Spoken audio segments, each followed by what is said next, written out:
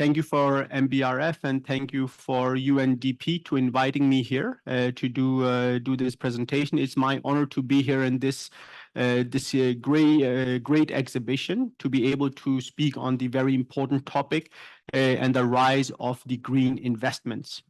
Before I delve into the details of the green investments, I would like to highlight why we are now seeing the importance of sustainability becoming more and more relevant. The topic of sustainability is not new. It has been on discussions for decades now. However, we have seen a significant acceleration on the topic of sustainability over the past years. And what is the reason for that? The reason for that is that we are now seeing multiple stakeholders enhancing their focus on the topic of sustainability. If you look at it from a bank's perspective or for any corporate's perspective, we are basically seeing clients and consumers now enhancing their focus on the topic of sustainability. The reason being that they are now willing to pay a higher price for sustainable products or sustainable brands. So we understand that the whole value creation around that topic has becoming more and more important. When we look at it from an employee perspective, when we are seeing corporates want to hire the best talents in the market, they're asking the corporations that what is it that you are doing on the topic of sustainability and how is it that you can support on that specifically. We can also look at it from an investor perspective. We are seeing investors having more and more attention to the topic of sustainability. We are seeing that the assets linked to ESG is increasing significantly. Also, from a regulation perspective, we are seeing a much bigger interest on the topic of ESG and sustainability. We are seeing a huge amount of regulation coming through. We are seeing this in the Western world. We are seeing this in Asia. We are seeing this in the Middle East now, where the interest on the topic of sustainability and the regulation on sustainability is increasing significantly. And one more thing that I can maybe highlight, that especially if you are in the region, we have over the past months seen the significant impact that climate is having on the region as well. We have seen flooding, we have seen significant amount of rain, storms, etc., which was not normal in this region. So we are also starting to feel the topic of climate change and the impact that is also going to have on ESG and the topic of sustainability. One more thing I want to speak about before I delve into the green investment part is also the topic of net zero. The topic of net zero is a topic that is spoken about a lot. It's a term that has almost become one of the most common terms over the past couple of years. And we have seen a lot of countries that have made the commitment to become net zero by 2050. And I just want to spend a minute about explaining what does it mean to become net zero. Basically, everything we do and everything that is created today creates some kind of an emission. This is about whether when you're creating a technical tool, whether it is driving your car or it might be some other effort that you're doing that is creating some emission. And those emissions goes into the atmosphere. On the same time, we do have solutions that are removing those emissions. Some of those solutions are coming through the nature. These are the forests, trees, etc., that absorb those emissions. But at the same time, we are also seeing technical solutions that can help absorb those emissions. Basically, finding the balance between those two is what we call net zero. Basically, that the amount of emissions that are created and the amount of emissions that are removed, finding that balance is basically what we call finding or getting to net zero. And the ambition globally is to get to net zero by 2050, which is also in line with the Paris Agreement. Now moving to green investments. What are green investments and how is that defined? Green investments are basically investments that are supporting from an environmental perspective that helps us either enhance the focus around to save the environment from that perspective, or creating solutions that are helping us getting more sustainable energy and renewable energy there. So the typical projects we will look into when we are speaking about green investments will be the topics around renewable energy. It will be around energy efficiency. It can be the topic of environment technology that can support from that perspective as well. And what we are seeing is we are seeing a significant increase in the green investments. If you look at over the past years, we have almost seen a doubling on the investments that are going to renewable energy. And that is so important because renewable energy is the future energy sources that are required. We need to have sustainable energy for the future. And those investments are coming through in multiple different formats. Those are coming through the renewable energy, it's coming through energy efficiency. It's are also coming through newer technologies or newer renewable sources like hydrogen, which we are starting to see as well. So those investment and that increase in investment is so significant and so very important for us. But what is included when we speak about green investments? Those topics range to multiple and a lot, and I'm not going to go through every single one that is here on on the presentation. But just to highlight a few of them is, of course, related to renewable energy. And when we look to renewable energy, this can be to solar, it can be to wind energy, and so on. It can be related to waste management. How do we ensure circular economy? It can also be related to electric vehicles. It's about sustainable transportation. It's also linked into having a sustainable agriculture, because we do need technology, we do need new ways of doing things, and it's so important that those are done in a sustainable way. It is also linked into energy efficiency, because one way is, of course, to look into that the energy source we are getting is more renewable.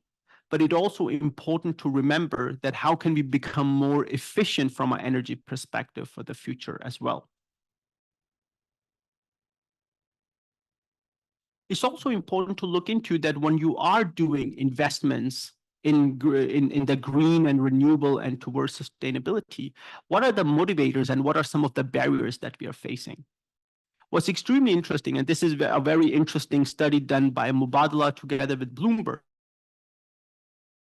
and some of the highlights here was actually that a lot of the investors, their reason to invest in green is actually due to high returns. Also, there are some other important part, which is the social responsibility. It's about supporting the climate change as well.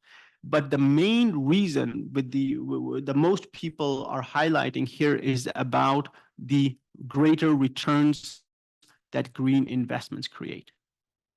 But also looking into some of the barriers that were highlighted by a lot of the investors are lack of standards. And this basically means, as I mentioned previously, we are seeing a lot of regulation coming on the topic of ESG and sustainability. And it's coming in the US, it's coming in Europe, Asia, Africa, Middle East, South America. But a lot of this regulation is not aligned. It's very regional. It might be even very national regulation. And now with the global focus, it becomes challenging for the different stakeholders when there is a misalignment across these regulations. That's why that the lack of alignment and the lack of standards has been raised as one of the barriers to enhance green investments as well.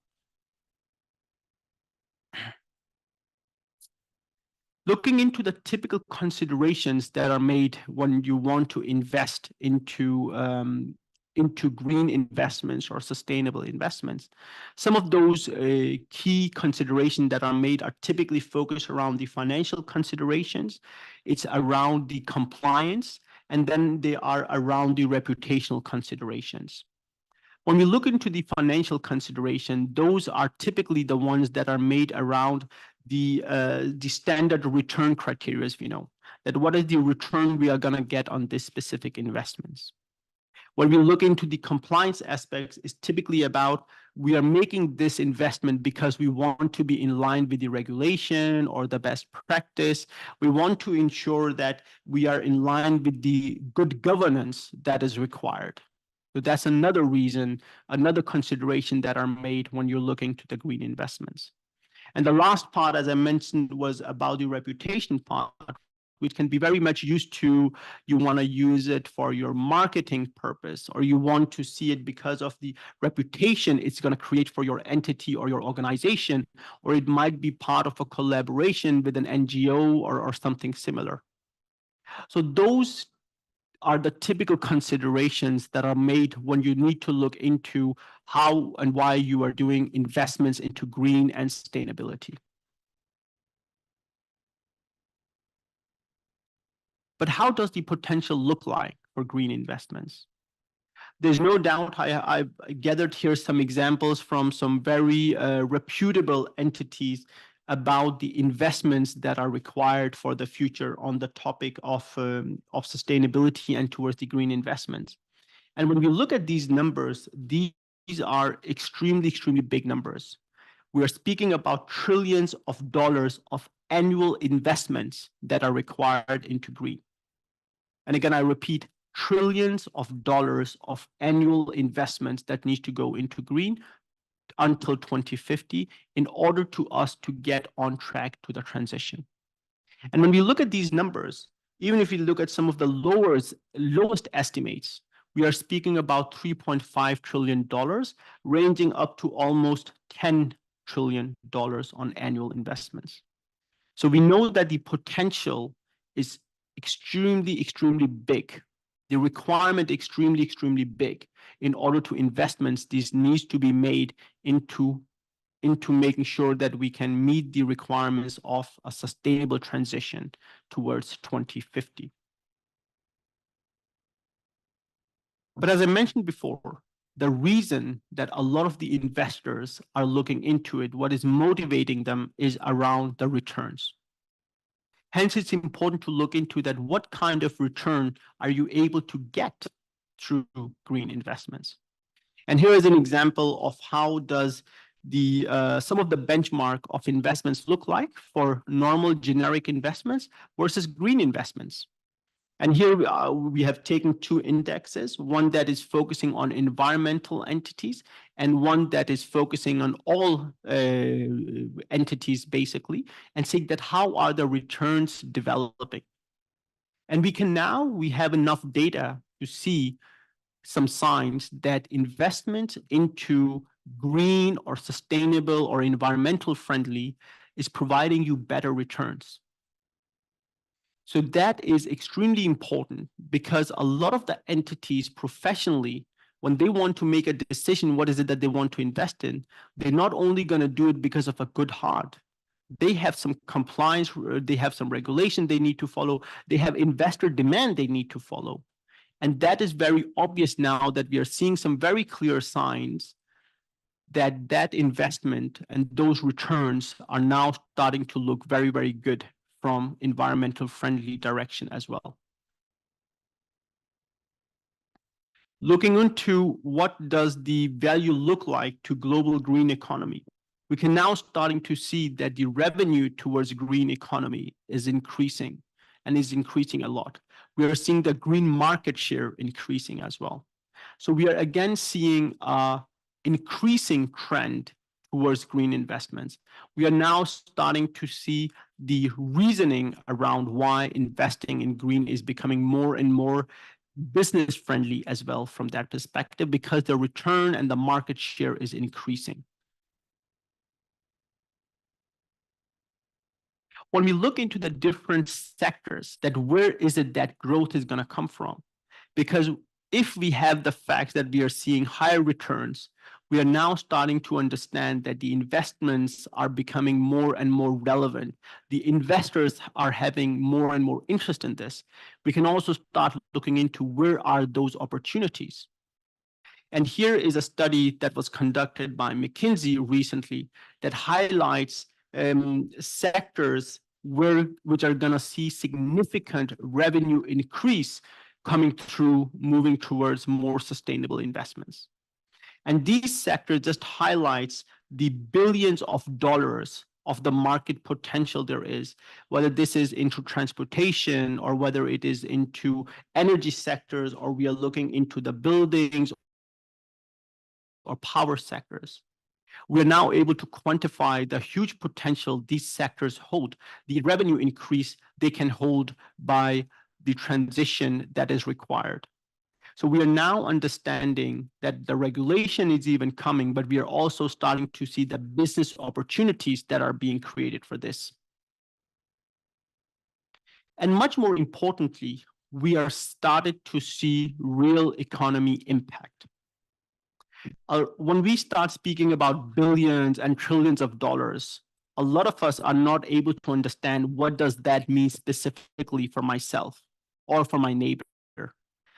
But we have something we can translate into something very concrete. Over the past time, we have seen that we are seeing significant job creation happening when we are seeing the move towards ESG taking place as well. Here is an overview that more than 3 million jobs are being created moving towards ESG. At the same time, we have seen some jobs in that transition that disappears. As an example, the requirement of coal has decreased over the past years because we have seen an increase in renewable energy. However, when you look at the net of the job creation seems to be significantly higher from that perspective. So we are starting to see real economy impact being made through investment to green and sustainability. And that is extremely important because that is something that we all can relate to.